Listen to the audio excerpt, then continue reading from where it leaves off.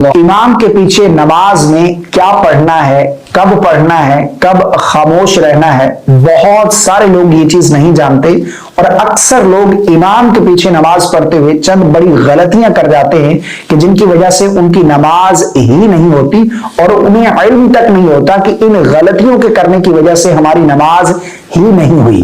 بہت ہی افسوس کے ساتھ کہنا پڑ رہا ہے کہ 10 سال کی عمر سے لے کر 50 سال 70 سال کی عمر کو پہنچ کے نماز پڑھتے آ رہے ہیں، لیکن کبھی جماعت سے نماز پڑھنے کا صحیح طریقہ ہم نے سیکھا ہی نہیں ہے۔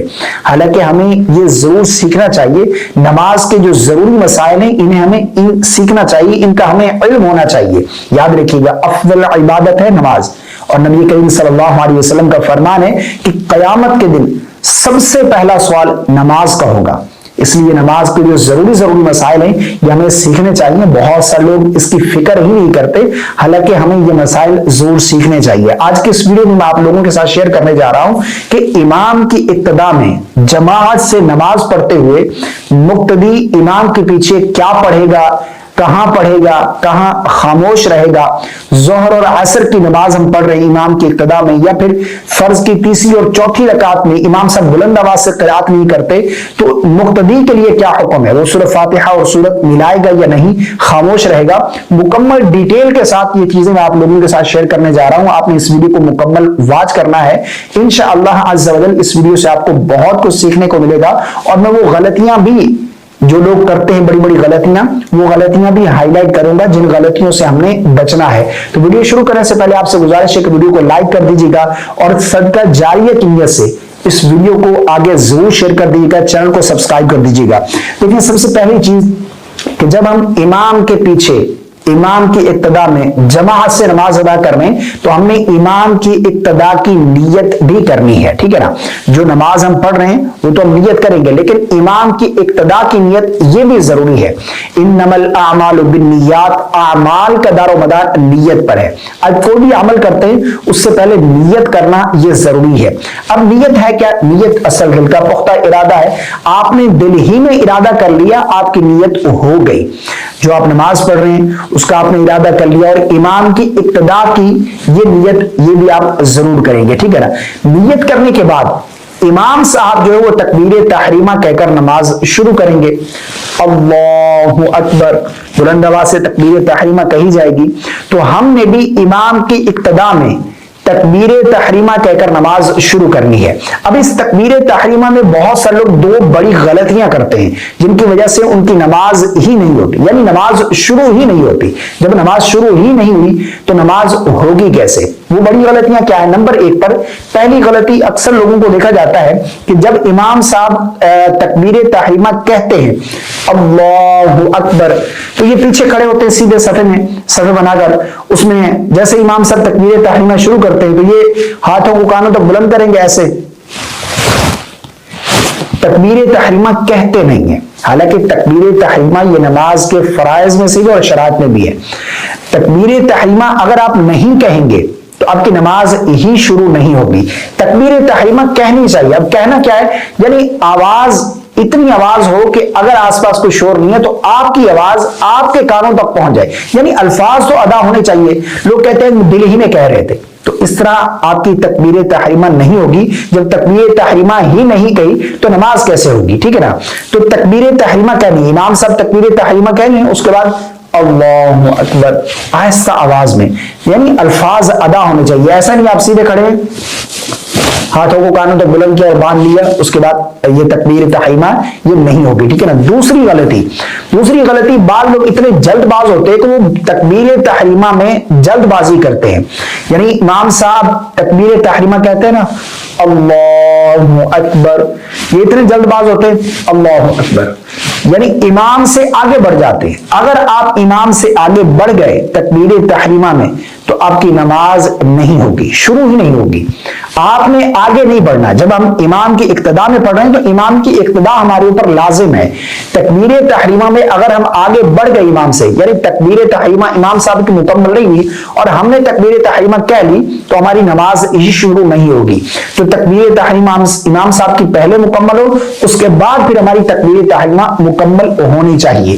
تکبیر تحریمہ کے بعد امام صاحب ثنا پڑھیں گے، مقتدی بھی ثنا پڑھے گا، سبحانک اللہم وبحمدک وتبارک اسمک وتعالی جدک ولا الہ غیرک۔ ثنا امام صاحب کمپلیٹ کریں گے، اس کے بعد پھر تعوذ اور تسمیہ، اس کے بعد پھر قرات کریں گے۔ مقتدی کے لیے حکم یہ ہے کہ وہ ثنا پڑھنے کے بعد خاموش ہو جائے گا، یعنی آگے تعوذ اور تسمیہ بھی نہیں پڑھے گا۔ بعض لوگ جو ہے وہ ثنا پڑھنے کے بعد تعوذ اور تسمیہ بھی کہتے ہیں، ہم پڑھتے ہیں، حالانکہ یہ بالکل غلط ہے۔ جب آپ قرات نہیں کر رہے تو تعوذ اور تسمیہ آپ کے لیے پڑھنا یہ نہیں ہے، مقتدی کے لیے نہیں ہے، بلکہ امام کے لیے کہ وہ تعوذ اور تسمیہ پڑھے گا، اس کے بعد پھر قرات کرے گا، یعنی سورہ فاتحہ پڑھے گا، پھر کوئی ساتھ سورت ملائے گا۔ ہم نے امام کی قرات کو خاموشی کے ساتھ سننا ہے۔ ثنا پڑھ لی، ثنا پڑھنے کے بعد ہم خاموش ہو گئے، اب امام صاحب جیسے ثنا مکمل کریں گے، تعوذ اور تسمیہ پڑھیں گے، اس کے بعد پھر قرات شروع کریں گے۔ ہم نے قرات کو سننا ہے۔ جیسے ہی امام صاحب سورہ فاتحہ مکمل کریں گے، غیر المغضوب علیہم ولا، اب ہم آہستہ آواز میں آمین کہیں گے، ٹھیک ہے نا، بلند آواز سے نہیں، آہستہ آواز میں، اس کی بہت زیادہ فضیلت ہے۔ اس کے بعد پھر سورت ملائی جائے گی، قرات مکمل ہوگی، اس کے بعد پھر امام صاحب تکبیر کہتے ہوئے رکوع میں جائیں گے۔ مقتدی کے لیے بھی حکم یہ ہے کہ وہ تکبیر کہہ کر رکوع میں جائے، یعنی اللہ اکبر کہتے ہوئے رکوع میں جائے۔ بعض لوگ تکبیرات نہیں کہتے، ایسے ہی رکوع میں چلے جاتے ہیں، سجدے میں چلے جاتے ہیں، تو ایسا نہیں ہے۔ امام بھی کہے گا تکبیر اور مقتدی بھی آہستہ آواز میں تکبیر کہہ کر رکوع میں جائے گا۔ رکوع کی تسبیح امام بھی پڑھے گا، مقتدی بھی پڑھے گا، سبحان ربی العظیم۔ اس کے بعد امام صاحب سمع اللہ لمن حمدہ کہہ کر رکوع سے کھڑے ہوں گے، مقتدی کھڑے ہونے کے بعد ربنا ولک الحمد یا پھر ربنا لک الحمد کہے گا۔ سمع اللہ لمن حمدہ یہ نہیں پڑھے گا، یہ مقتدی نہیں کہے گا، بلکہ امام سمع اللہ لمن حمدہ کہے گا اور مقتدی جو ہے ربنا ولک الحمد یہ کہے گا، یا ربنا لک الحمد۔ اس کے بعد پھر سجدے میں جائیں گے، اللہ اکبر کہتے ہوئے ہم بھی سجدے میں جائیں گے، امام کی اقتداء میں دونوں سجدے کریں گے۔ سجدے کی تکبیرات اور اسی طرح تسبیحات جو ہے وہ مقتدی اور امام دونوں کہیں گے۔ اس کے بعد پھر جیسے ہی امام صاحب تکبیر کہتے ہوئے دوسری رکعت میں کھڑے ہوں گے تو ہم نے بھی تکبیر کہتے ہوئے اللہ اکبر کہتے ہوئے دوسری رکعت میں قیام میں پہنچ جانا ہے۔ اب جب یہاں پر قیام میں پہنچیں گے تو مقتدی جو ہے وہ خاموش رہے گا۔ مقتدی یہاں پر پہلی رکعت میں تو ثنا پڑھ لی، اب یہاں پر چونکہ قرات ہوگی، ثنا نہیں پڑھنی، تو مقتدی خاموش کھڑا ہو جائے گا اور امام صاحب جو وہ قرات کریں گے، امام صاحب کی قرات کو مقتدی سنے گا، ٹھیک ہے نا۔ قرات مکمل ہوگی، اسی طرح سورہ فاتحہ پر آمین کہیں گے، اس کے بعد رکوع اور سجود کی تسبیحات اور سمیع اللہ لمن حمدہ جو ہے وہ امام کہے گا، ربنا ولک الحمد یہ مقتدی کہے گا۔ جب التحیات بیٹھیں گے، قعدہ اولا بیٹھیں گے، تو اس میں امام صاحب بھی تشہد پڑھیں گے، مقتدی بھی مکمل تشہد پڑھے گا۔ التحیات للہ والصلوات یہاں سے لے کر عبدہ ورسولہ تک۔ اچھا یہاں پر ایک چیز اور بھی شیئر کرتا چلوں، اگر کسی نے مکمل تشہد نہیں کی، اس سے پہلے امام صاحب تیسری رکعت میں کھڑے ہو گئے، تو اب کیا وہ کھڑا ہو جائے؟ نہیں، علماء نے لکھا ہے کہ وہ جتنی اس کی باقی ہے، مثال کے طور پر اشہد ان لا الہ الا اللہ واشہد ان محمد عبدہ یہاں پر کہیں پر تھا، تو جتنی اس کی باقی ہے وہ مکمل کرے، اس کے بعد پھر تکبیر کہتے ہوئے تیسری رکعت کے لیے کھڑا ہو جائے۔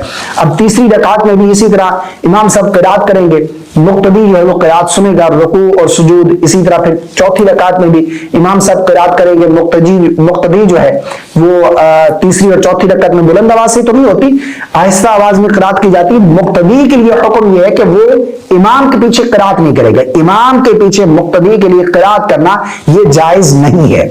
تیسری اور چوتھی رکعت ہو یا پھر اسی طرح عصر اور ظہر کی نماز میں آہستہ آواز میں قرات کی جاتی ہے، تو مقتدی جو ہے وہ ثنا پڑھ کر خاموش ہو جائے گا، مقتدی قرات نہیں کرے گا، امام کی قرات ہی مقتدی کی قرات ہے، ٹھیک ہے نا۔ اس کے بعد پھر چوتھی رکعت میں قاعدہ بیٹھیں گے، آخری تحیات بیٹھیں گے، تو اس میں تشہد، درود اور دعا مقتدی بھی پڑھے گا، امام صاحب بھی پڑھیں گے۔ جب سلام پھیریں گے، اچھا بعض لوگ سلام پھیرتے ہوئے نا یہ غلطی بھی کرتے ہیں، جیسے سلام پھیرا نا امام صاحب نے السلام علیکم ورحمۃ اللہ، تو یہ کیا کریں گے؟ السلام علیکم ورحمۃ اللہ، السلام علیکم، یعنی پتہ نہیں دیواروں کو دیکھتے ہیں، صفوں کو دیکھتے ہیں، پتہ نہیں کون سا طریقہ ہے، یہ کہاں سے انہوں نے سیکھا ہے، یہ بالکل غلط ہے۔ صحیح طریقہ کیا ہے؟ جیسے امام صاحب سلام پھیریں گے آپ نے کیا کرنا ہے؟ السلام علیکم ورحمۃ اللہ۔ آپ کی نظر دائیں جانب سلام پھیرتے ہوئے دائیں کندھے پر، بائیں جانب سلام پھیرتے ہوئے بائیں کندھے پر ہونی چاہیے، ٹھیک ہے نا؟ یہ نماز کا طریقہ آپ نے سیکھ لیا۔ اب اس میں بہت سارے لوگ یہ بھی پوچھتے ہیں کہ تیسری اور چوتھی رکعت میں یعنی ظہر اور عصر میں بلند آواز سے قرات نہیں ہوتی تو ہم قرات کریں گے؟ بالکل نہیں کریں گے۔ مقتدی کے لیے قرات کرنا یہ امام کے پیچھے جائز نہیں ہے، مقتدی صرف ثنا پڑھے گا۔ اچھا یہ بھی سوال کیا جاتا ہے کہ امام صاحب نے جو وہ نماز شروع کی، ہم نے ابھی ثنا مکمل نہیں کی تو ہم کیا کریں؟ جیسے ہی امام صاحب قرات شروع کریں گے، اب چاہے آپ نے ثنا مکمل کی ہے یا نہیں کی، جتنی پڑھ چکے اس پر خاموش ہو جائیں گے، آگے نہیں بڑھیں گے، بلکہ پھر خاموشی کے ساتھ امام کی قرات کو سنیں گے۔ ایسا نہیں ہے کہ آپ جو ہے وہ ثنا پڑھتے رہیں کہ مکمل کر لوں اس کے بعد پھر خاموش ہو جاؤں گا، ایسا نہیں ہے۔ جتنی پڑھ رہے تھے جہاں پر امام صاحب نے قرات شروع کی آپ نے فوراً خاموش ہو جانا ہے اور امام کی قرات کو سننا ہے۔ تو یہ جو ہے امام کی اقتداء میں نماز پڑھنے کا صحیح طریقہ ہے۔ اس میں بعض لوگ جو ہے تکبیر تحریم